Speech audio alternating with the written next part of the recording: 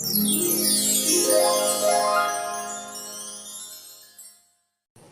মা, এটা কি দেখছি আমি?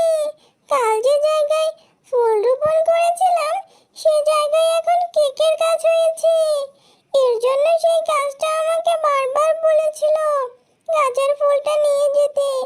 কি মজা, কি মজা! এখন আমি গাছ থেকে কেক পেড়ে খাবো, যত ইচ্ছে তত।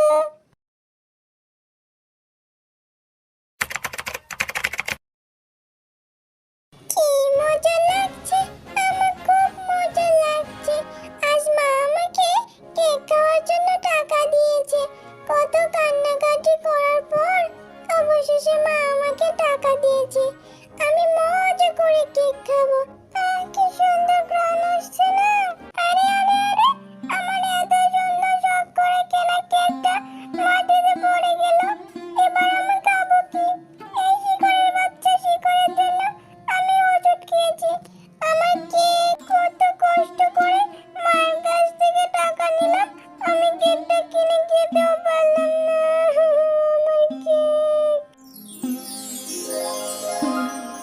আহারে, আমার শিকড়ে হোঁচট খেয়ে পড়ে গিয়ে কেকটা নষ্ট হয়ে গেল। ইস, কত কাঁদছে। আমার শিকড়গুলো না হয়েছে বাফু, একদম কথা শোনে না, যেখানে সেখানে ছড়িয়ে ছিটিয়ে পড়ে। এই মেয়ে, কেক নষ্ট হয়েছে বলে কি এত কাঁদতে হয় নাকি? যাও বাড়িতে যাও, বাড়িতে গিয়ে আবার টাকা নিয়ে এসে বাজারে গিয়ে কেক কিনে নিয়ে এসে খাও আবার। কেঁদো না গো, আর কেঁদো না। চুপ করো তো গাছ, একদম চুপ করো। তুমি কোনো কথা বলবে না।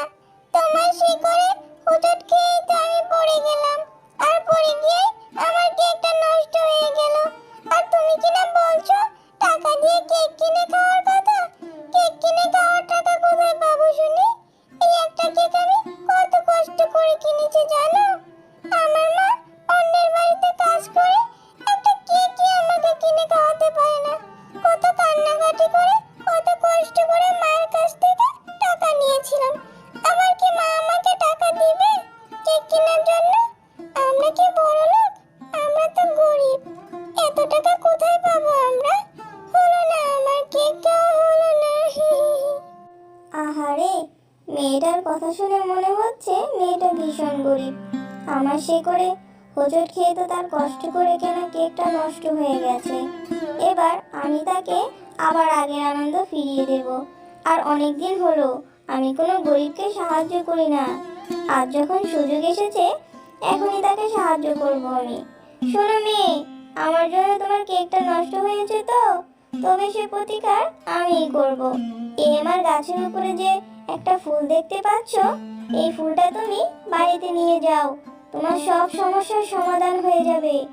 এটা তুমি বাড়িতে নিয়ে গিয়ে মাটিতে রোপণ করে দাও, দেখবে তোমার সব সমস্যার সমাধান হয়ে যাবে।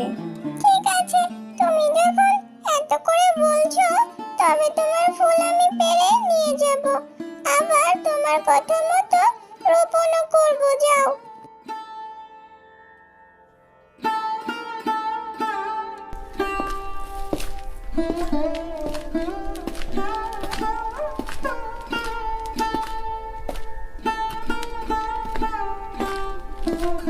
কিরে মিনা, আঙিনার মাঝে অযথা মাটি খুঁড়ছিস কেন রে? আর তোর পাশে ওটা কিসের ফুল? ফুলটা কেমন জানি অদ্ভুত অদ্ভুত লাগছে, আর ফুল থেকে একটা ঝাঁঝালো গন্ধও আসছে। কোথা থেকে এই ফুল আনলি রে মা? আরে মা, তোমাকে তো এই ফুলের কথা বলতে ভুলেই গেছি। এরপর মিনা তার মাকে সমস্ত ঘটনা খুলে বলল।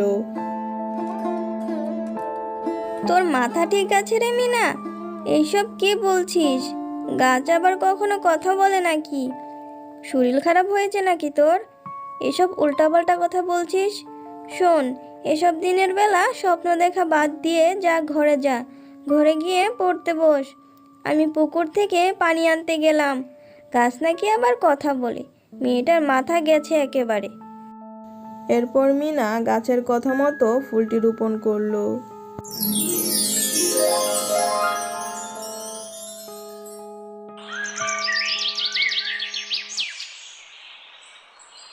ও মা, এটা কি দেখছি আমি? কাল যে জায়গায় ফুল রোপণ করেছিলাম সে জায়গায় এখন কেকের গাছ হয়েছে। এর জন্য সেই গাছটা আমাকে বারবার বলেছিল গাছের ফুলটা নিয়ে যেতে। কি মজা, কি মজা! এখন আমি গাছ থেকে কেক পেড়ে খাবো যত ইচ্ছে তত। খবরদার মিনা, তুই এই গাছের কেক খাবি না। ফুল থেকে কেকের গাছ হয়ে গেল, কেমন জানি আমার সন্দেহ লাগছে। এ কোনো খারাপ কিছুর আভাস নয় তো? তুই না কোনো গাছের কথা বলছিলি আমাকে? নিয়ে চল তো সেখানে, আমি দেখতে চাই কোন গাছ তোকে এই ফুল দিয়েছে যার জন্য কেকের গাছ হয়েছে। ঠিক আছে মা, চলো, আমি তোমাকে সেখানে নিয়ে যাচ্ছি।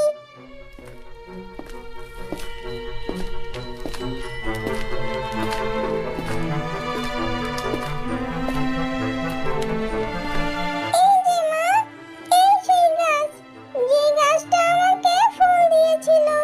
এই গাছ, বলো তুমি আমার মেয়েকে কেন ফুল দিয়েছিলে যা থেকে কেক ধরা গাছ হয়েছে?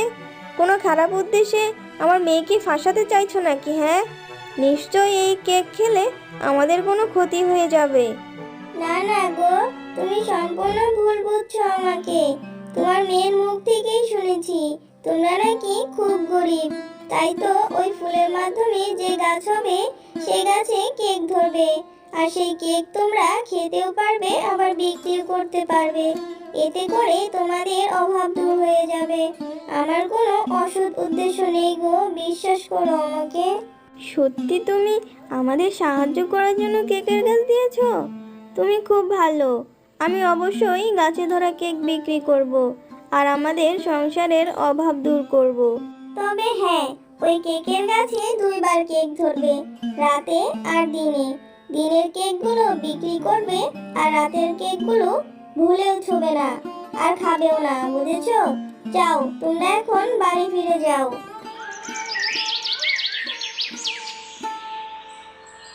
চল মা, তাড়াতাড়ি গাছ থেকে কেকগুলো পেড়ে নেই। এই গাছে ধরা কেকগুলো বিক্রি করতে আবার বাজারে যেতে হবে। কেকগুলো দেখে অনেক সুস্বাদু মনে হচ্ছে। নিশ্চয়ই বাজারে কেকগুলো সবাই নেবে আর গাছে ধরা কেক বিক্রি করে অনেক টাকা পাবো আর আমাদের অভাবও দূর হয়ে যাবে। এরপর শেফা শিয়ালিনী কেকের গাছ থেকে কেকগুলো পেড়ে বাজারে নিয়ে গেল বিক্রি করার জন্য। আমি এর জন্যই তো অপেক্ষা করছিলাম। আমি জানতাম ওই গাছ কাউকে না কাউকে সাহায্য করার জন্য আবার কিছু দিবে। ওই গাছের আমি একদিন অনেক ফল নষ্ট করেছিলাম বলে গাছ আমাকে অনেক অপমান করেছিল। সে বলেছিল তার ফল বা ফুল দিয়ে নাকি গরিবদের সাহায্য করবে। এই বলে আমাকে তাড়িয়ে দিয়েছিল। সেদিনই আমি শপথ করেছিলাম যদি কোনোদিন ওই গাছ সাহায্য করে কাউকে, সেই সাহায্য করা জিনিস আমি নষ্ট করে দেব।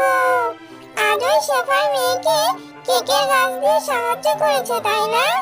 দাঁড়া, দেখ, সাহায্য করা গাছের কেক আমি সব খেয়ে নষ্ট করে ফেলবো। হি হি হি।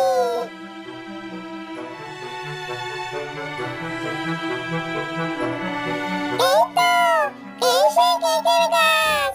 এখনই সব কেক আমি নষ্ট করে ফেলবো। হি হি হি।